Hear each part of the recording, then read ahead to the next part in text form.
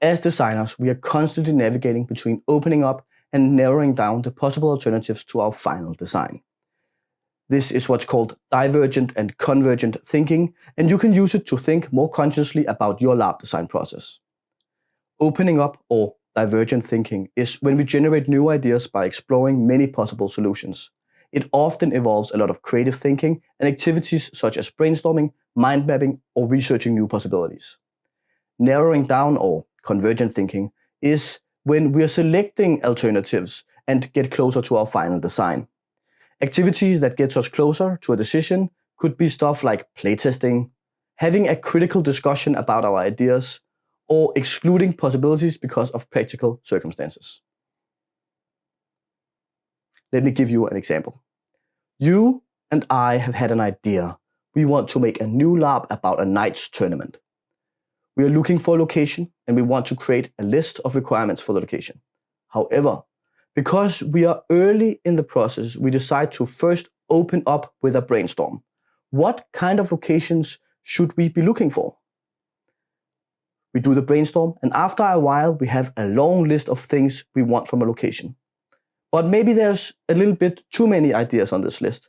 So we have a discussion and ultimately decide to narrow down to look for castle and manor houses with very big grounds. After this first loop of opening up and narrowing down, we go online and look for potential places. Each time we find the relevant venue, we add it to a list, opening up our final design with every possible alternative. When we can't find more places that suit our needs, we then decide it's time to narrow down again, creating a curated list of places to visit before we make our final decision. We decide to check the rental prices of each of these against a budget scratch pad and find that only 2 of the venues actually match the participant price point we want to hit. So there are frameworks out there such as the Double Diamond and the Systemic Design from the UK Design Council that suggests that every design process should go through 4 phases or 2 big loops of divergent and convergent thinking. I've linked to them in the description so you can read a bit more about it. Personally, I think that being aware of your process and making decisions whether to open up or narrow down, choosing what works for you and your team is what's important. And that leads me to my last point. Navigating between opening up and narrowing down becomes especially important if you're part of a team. It is easy to clash heads with each other if members of the team are in different modes.